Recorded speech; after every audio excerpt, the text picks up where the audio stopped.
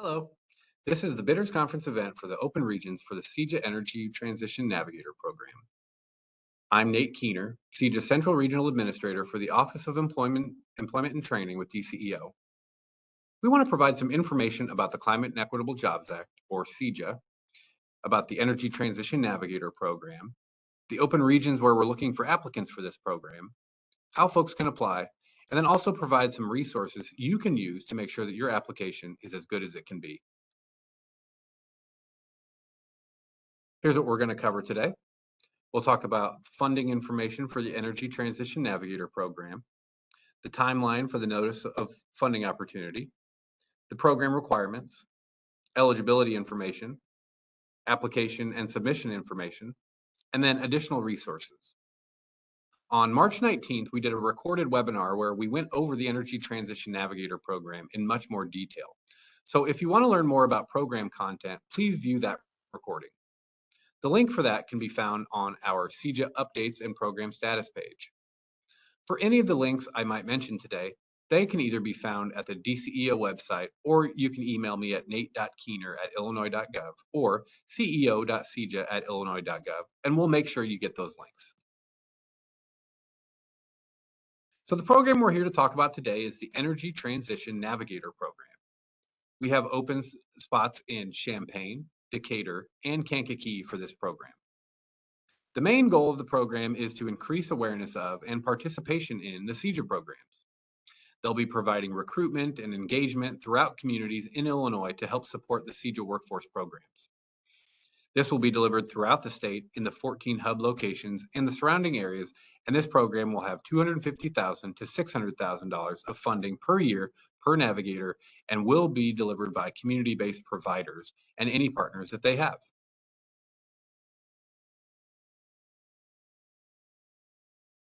Here you see the timeline for this program. The NOFO was released on May 21st. The first deadline will be July 14th at 11:59 p.m. This is a rolling deadline NOFO, so that means that we'll review all applications received by July 14th as one batch. Applications received after July 14th will be reviewed if we can't identify a finalist in the batch of applications that were submitted by that first deadline. If we get to that point, we'll review applications as they come in, and the NOFO will close when we've identified a finalist. Then you can see that for the whole period of the NOFO, you can request some assistance from a NOFO coach through technical assistance office hours. I'll give some more details about that later. We'll notify applicants of any administrative review fails by July 31st. So if you submit an application that can't be scored for some reason or another, like it was submitted late, it was submitted incomplete, there were GATA requirements not met, etc., we'll let you know by July 31st that we are unable to score your application. You'll still have the opportunity to resubmit as part of the rolling deadline. It is our plan to conduct the merit review starting in late July, early August, and to then move to grant negotiation with the finalists, with the hope of having the negotiations wrapped up and grant establishment completed by fall. So let's talk about the program requirements. These will be the finer details about the Energy Transition Navigator Program, aka the ET Navigators, or just the Navigators Program. The goals of the Energy Transition Navigator Program are to, overall, equitably grow the clean energy workforce to meet the demand for clean energy technologies and services. Connect people to clean energy training programs that will prepare them for good-paying jobs in the clean energy industry.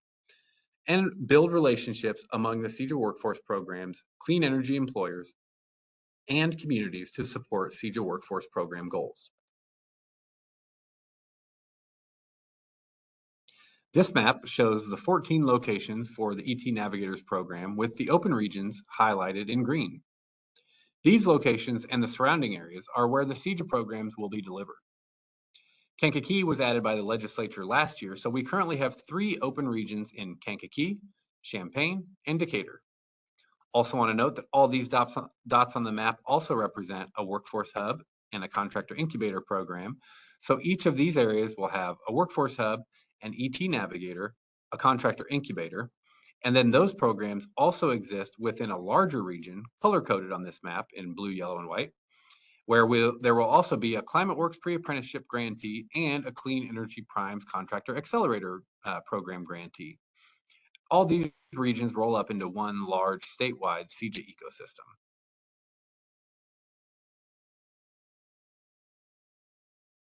ET Navigators primarily support the Clean Jobs Workforce Network program and the Climate Works pre-apprenticeship program. These are programs where you'll likely refer the most participants. However, navigators should be aware of all the CEJA programs, should be aware of the Hub and Climate Works programs in neighboring regions.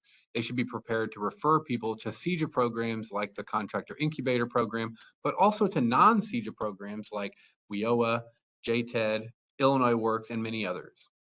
So they're leading recruitment efforts for our CEJA programs. They're out in the communities doing outreach and educating people about these opportunities, and CEJA funds coming to their communities. They're out there making connections. So they're recruiting participants at the front end of the pipe.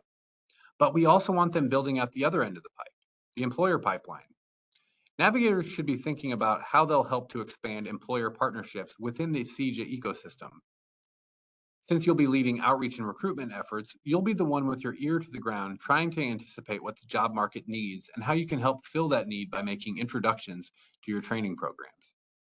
Employer partners you find may be able to provide input on curriculum, offer work-based learning to the workforce programs, do classroom presentations, or obviously hire graduates of the programs.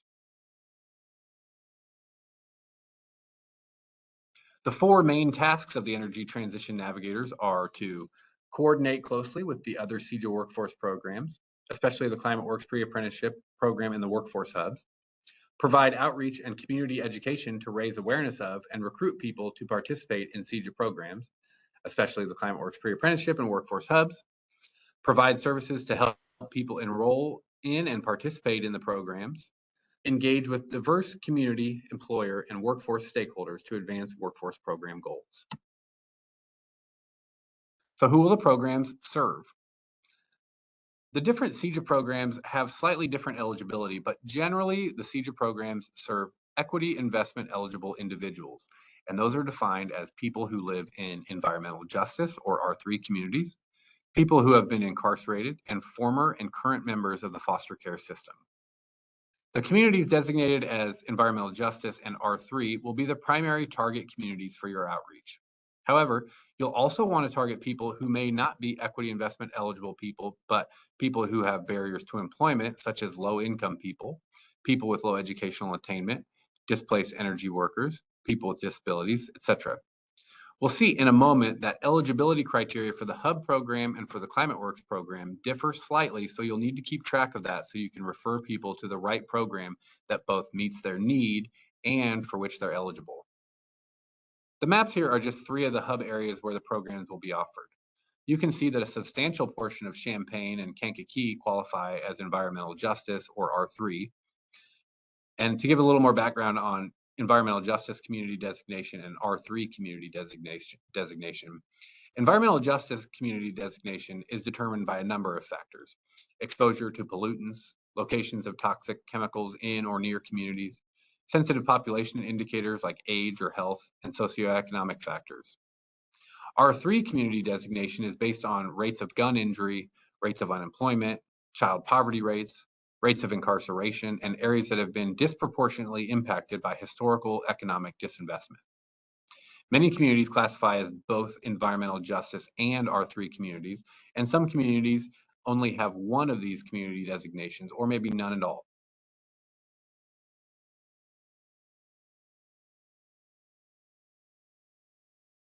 As I mentioned, navigators will need to understand the participant eligibility requirements for the different programs they refer people to. The Climate Works pre-apprenticeship program has pretty straightforward eligibility. Participants have to be equity investment eligible people who, again, are people living in an EJ or R3 community, people who have been incarcerated, and people who are current or former members of foster care. Climate Works participants have to meet one of those criteria.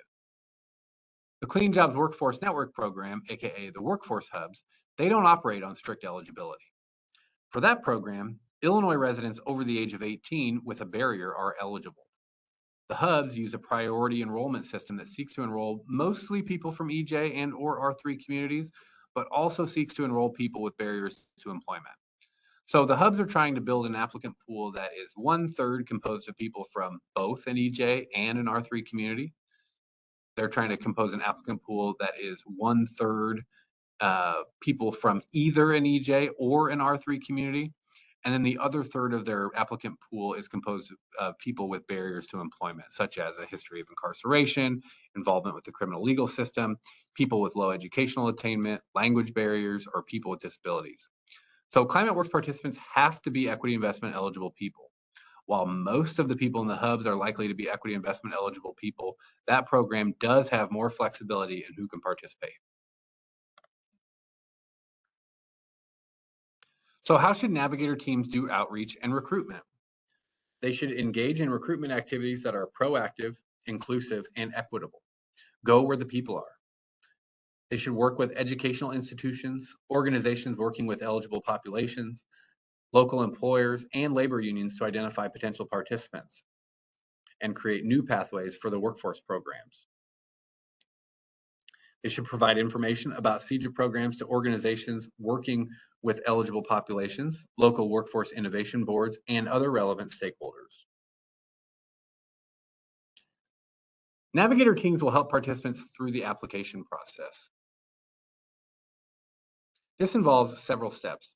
They'll help participants make informed decisions about what programs they want to participate in. They'll assist participants with the pre-screening to ensure they meet eligibility requirements for the program they want to participate in. They'll assist with assessments to identify student support and wraparound services they'll need. They'll refer people to the workforce or other program that best meets participant needs. And finally, they'll help the participant submit an application for their program. Most of these applications will be going to the Clean Jobs Workforce Network program or the ClimateWorks Pre-Apprenticeship program, but we also want to make sure the navigators are read in on the Contractor Incubator and Clean Energy Primes Contractor Accelerator programs, as well as other workforce training programs, both inside and outside of the CEJA network. Those may also be good referrals for people who are interested in starting or already own a business, or for folks who may not be interested in the clean energy economy, but still need workforce training. So let's dig into each of these functions a bit more. So navigators help people make informed decisions about clean energy career pathways and training programs. For the ClimateWorks program, navigators will help people make informed decisions about what field in the trades they're most interested in, like electricians or roofers or carpenters. For the Workforce Hubs program, navigators will be helping participants determine what entry-level clean energy job they'd like, or in what industry they'd like to train in. So maybe solar PV or weatherization or energy auditor or HVAC.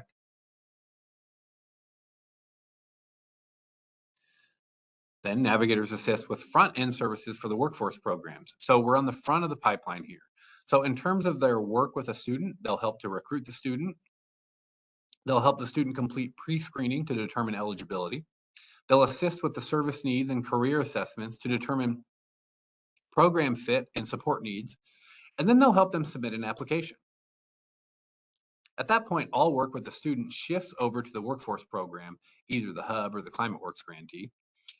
That grantee will make enrollment decisions, complete intake, do aptitude tests if needed, administer barrier reduction funds, provide training, and then work with the student to find a job.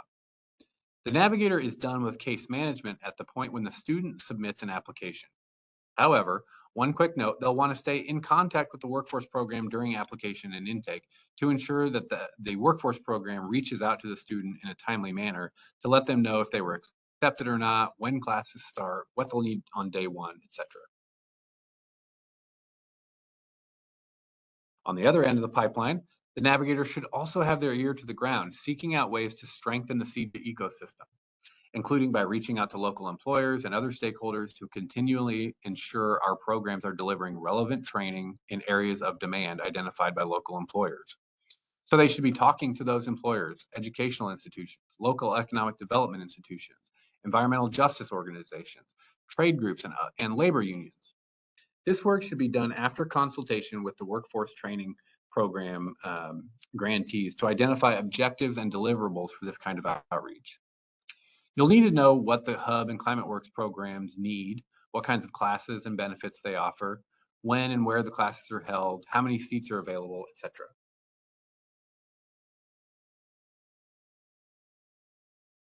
Importantly, equity must be incorporated in all phases of the program. Understand how race, ethnicity, gender, and background impact access to and experience within the clean energy industry. Your project plan must incorporate core equity values of diversity, inclusion, accessibility, equity in all program elements. So in recruitment, are we targeting the areas where eligible people live? Are we using recruitment materials that have representation of the people we're trying to recruit? Are we ensuring there are no barriers created by our enrollment process for folks to apply and enroll in the training? Are we working with employers who are seeking to hire workers trained in the field we've trained in? Are we providing participants with the resources they need to be able to complete the program and look for a job? All of this works towards creating a welcoming, accessible, and inclusive environment. Let's talk about applicant eligibility and who you'll have on your team. This program will be delivered by community-based providers. Community-based providers are defined as not-for-profit organizations that have a history of serving low-wage or low-skilled workers or individuals from economically disadvantaged communities. These are organizations who provide employment, skill development, or related services. They can demonstrate relationships with residents and organizations serving communities in the region. They can demonstrate relationships with apprenticeship programs or contractor associations. Important to note that the legislative definition does not include community colleges or units of government. So to apply for this program, you have to be a not-for-profit with relevant experience, and you cannot be a community college or a unit of government. So should you apply for the Illinois Energy Transition Navigator program? Well, if your organization has experience serving low-wage or low-skilled workers or individuals from economically disadvantaged communities, if you have experience providing education, outreach, and recruitment services to low-wage or low-skilled workers or individuals from economically disadvantaged communities, if you have strong connections to clean energy employers and to the target communities and populations in your region, you may want to consider applying for the Energy Transition Navigator program or joining a team that plans to deliver this program. And especially if you do all of this in Champaign, Decatur, or Kankakee, definitely consider applying. Some questions we often get about applying for CEJA programs. Can my organization apply to deliver more than one CEJA program or DCEO workforce program? Yes, but please consider the capacity to deliver multiple programs if you're selected. There is a fine balance. Can we partner with other organizations to apply for these funding opportunities? Yes, teams are encouraged. One organization can deliver all elements or partner or subcontract with other organizations to deliver the program elements. See the potential partners list. A link to this can be found at the CEJA reports and resources page on our website. And that's accessible from the CEJA program updates and status page. And the potential partners list is a long list of people who have given DCEO their contact information with the intention of that being shared publicly so folks can reach out and create partnerships with them for CEJA applications. My organization doesn't have as much experience. Can we still apply? Absolutely. However, we strongly encourage less experienced grantee organizations to collaborate with more experienced partners. Can we propose to serve the larger region around the location designated by the hub? Yes, but again, consider capacity. Proposing to serve Decatur and Springfield can be a good strategy, but make sure you can demonstrate the capacity to effectively serve both regions and also make connections to the programs you'd be coordinating with to make those good CEJA referrals in those regions. This slide shows an exercise you can do on your own to determine which required program you have, program elements you have covered by existing staff or partners or through planned hires, and which program elements you need help to cover, maybe through additional partnerships you haven't formed yet, or through some additional hiring you maybe hadn't considered. The content in the program area column can be swapped out to better reflect the different roles and tasks for your grant. So we would encourage you to check that out. Okay, so how do you apply for funding? Remember that July 14th is the first rolling deadline for this program. Applications submitted before 11:59 p.m. on July 14th will be reviewed together as one batch. Those received after July 14th will be reviewed in the order they are received if and only if we don't find a finalist in that batch from July 14th. So what are the things you'll need to do to submit an application?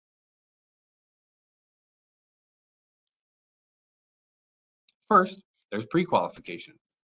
Entities who do business with Illinois must meet certain legal requirements to be deemed qualified and in good standing in order to receive grants. So you as the main applicant need to register in GATA. In order to complete pre-qualification, you'll need to register with SAM and get a UEI number. You'll need to obtain an FEIN. Non-governmental entities will need a certificate of good standing. Finally, you'll need to ensure you're not on the Federal Excluded Parties Illinois Stop Payment or DHFS sanctions list. Then you're prepared to start the application. The application process is quite extensive. There are a number of different elements that you'll need to complete and submit, and these all can be found on the Notice of Funding Opportunity website. We've linked the CEJA updates and program status page here where you'll be able to find that NOFO link. The required submission documents for the application include a uniform application, a uniform budget, conflict of interest disclosure, and mandatory disclosure. And these are forms that your organization will need to fill out. Then you'll be creating an executive summary of your proposed project along with a larger technical proposal. We'll talk about that in a little bit more detail in just a minute. And then there are 4 attachments that you'll be required to submit as well: a work plan, an outcome summary, a staffing plan, and an implementation timeline.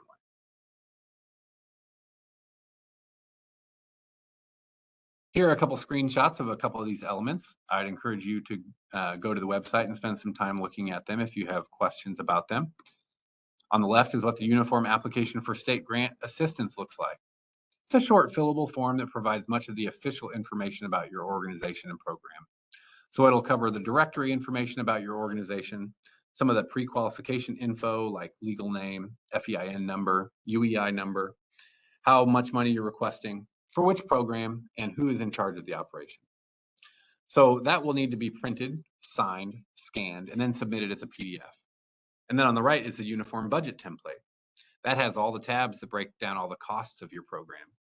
You'll use this template to detail personnel costs, fringe benefits, consultants, supplies, equipment, and every other cost associated with your program. Here are screenshots of the conflict of interest disclosure and the other mandatory disclosure.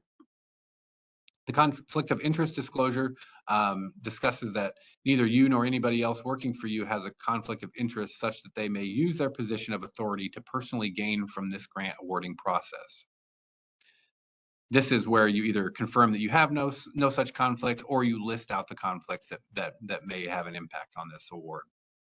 The other mandatory disclosure form is a statement that neither you nor anybody else in your organization has been found in violation of state or federal laws related to fraud, bribery, or gratuity violations, potentially affecting the awarding of a grant to your organization. If any such violations occur, this form is where you disclose those. The technical proposal, as you might expect, is the real meat of your proposal. It should be about 15 pages long. It will cover your team's organization, its qualifications to apply, and will detail your capacity to implement the program you propose. That part will be about 3 pages. Be sure to include in this section a description of your staff. If you have any TBD positions that need to be filled with grant funding, please just make sure you tell us about that position. What will it do? How do you plan to fill it? How long will that process take? How is equity part of that process? Are you recruiting from the community you're proposing to serve? And then, of course, attach a position description to back up that explanation. Okay, next, the documentation of need will be about 2 pages long and will detail why the community you're targeting needs grant assistance and what that assistance will do. The project plan then is 8 pages long and is your opportunity to tell your story. What's the design of your program? How does it work? How do students move through the program into a training program? How long does that take? Who are your staff and what are they doing? Who are your partners and what are they doing? How many events are you planning to hold? Where will those be located? How do you choose the location and target communities? And then finally, the budget narrative is only around 2 pages and provides an explanation of the major budget lines you're proposing. Obviously, the detail is in the uniform budget, but here is your chance to justify that spending. Tell us why you need the funds for the activities you're proposing and how those funds will be spent. Next are the workbook attachments 1 through 4. If awarded, these attachments will become your project work plan, a tool that we'll use together to track the progress of your grant. This first attachment is the project summary. It provides a high-level summary of your project with partners, a quick explanation of your program, and a snapshot of the outcomes you intend to produce in terms of applications and enrollments. Please be sure to list all partners. The Activities and Outcomes tab will provide finer detail about the partnerships, outreach activities, the eligibility characteristics of enrollees, and finally, the enrollment outcomes. So we'll use this as your report card if you're awarded the grant. We'll be able to compare proposed numbers served to actual numbers served. This is your way of telling us how many people you'll recruit and successfully place into clean energy training. Be sure to align these numbers with your narrative proposal and your budget narrative.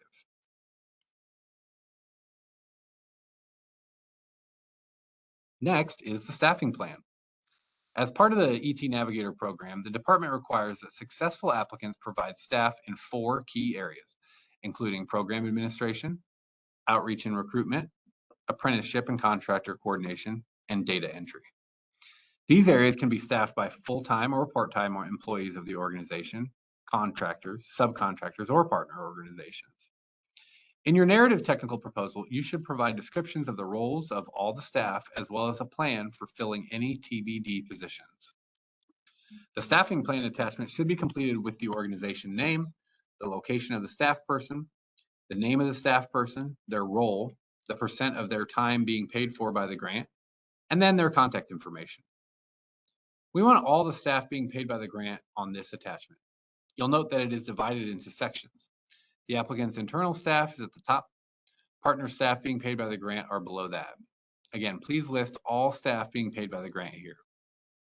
So fill out this attachment, but please also attach separately as PDFs, resumes of key staff, all your MOUs with your partners, including employer partners. And if there are any TBD positions, please provide job descriptions as additional attachments. Please also be sure to list here on the staffing plan what role that TBD position will fill and where it'll be based, lead grantee org or partner org.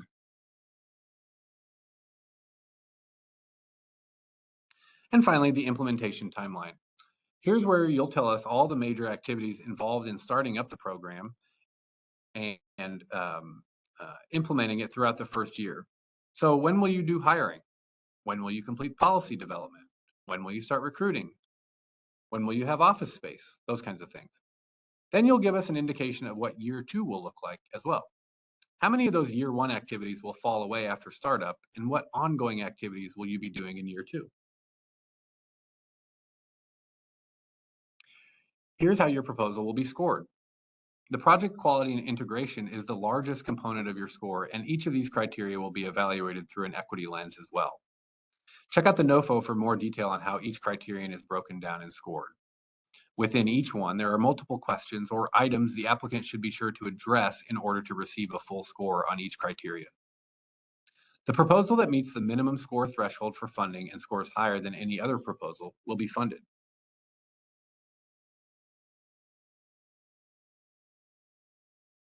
We'd also like to provide information about additional resources you can use to learn more about the program and to improve your application. Since this is a recorded session, if you have any trouble finding these resources, please reach out to me at nate.keener@illinois.gov or ceo.ceja@illinois.gov, and we'll be happy to provide you a link or point you in the right direction.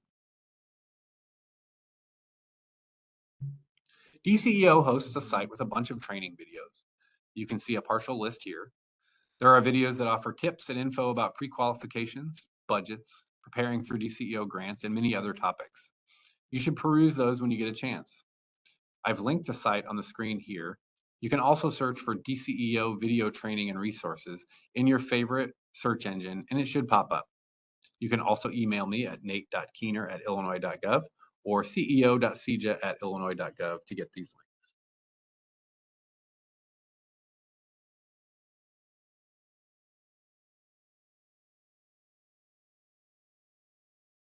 We also have regular webinars about grants at the upcoming grant training page on the DCEO website. You can navigate to the link by copying what you see on the screen here. You can Google DCEO upcoming grant trainings, or you can email me at nate.keener@illinois.gov or ceo.ceja@illinois.gov to get the link. Every Tuesday, DCEO hosts virtual office hour Q&As. These will be somewhat generalized to all DCEO grants and will be conducted by people who are not CEJA staff, so they can answer general questions you have about DCEO grant processes, but you'll probably want to save CEJA specific questions for the CEJA NOFO coach, who we'll talk about in just a moment. DCEO also hosts pre-qualification training on the first Wednesday of the month. So these sessions will cover things like GATA, SAM, UEIs, FEINs, no payment lists, and the like. Finally, DCEO hosts trainings on various participant-generated topics on the third Wednesday of the month. And you can see the next couple of topics there for June 18th and July 16th. And of course, these are all recorded sessions that you can check out whenever you'd like. You can also sign up for multiple sessions with a CEJA NOFO coach. The CEJA NOFO coach can assist you with CEJA-specific questions about your app. They can help you figure out if you're answering the NOFO prompts appropriately and provide feedback on your approach. Now, they can't tell you what to write. They can't tell you that one approach will give you more points than another, but they can advise whether you've adequately responded to the element required by the NOFO. You can use either the QR code or the link on the slide here to get signed up.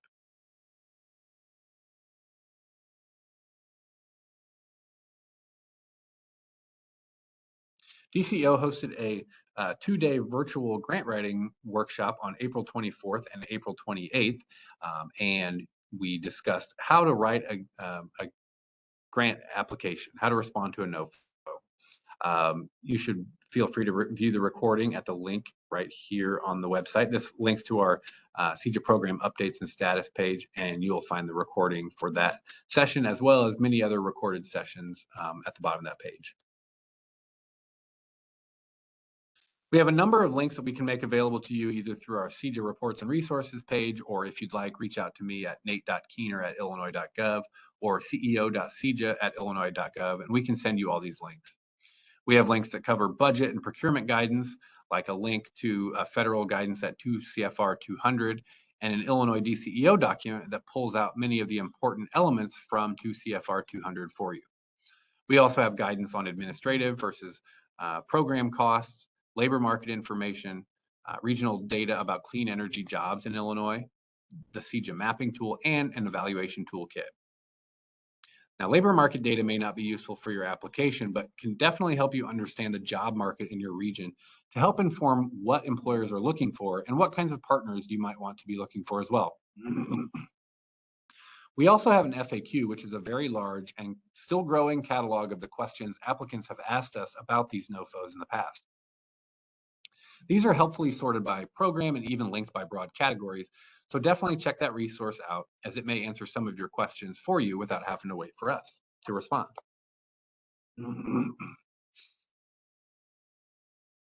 So just to recap a couple of important points, please visit the CEJA updates and program status page linked here, which can also be found by searching CEJA updates and program status in your favorite search engine. That page will also have the NOFO application link, which will get you to all the materials we discussed today.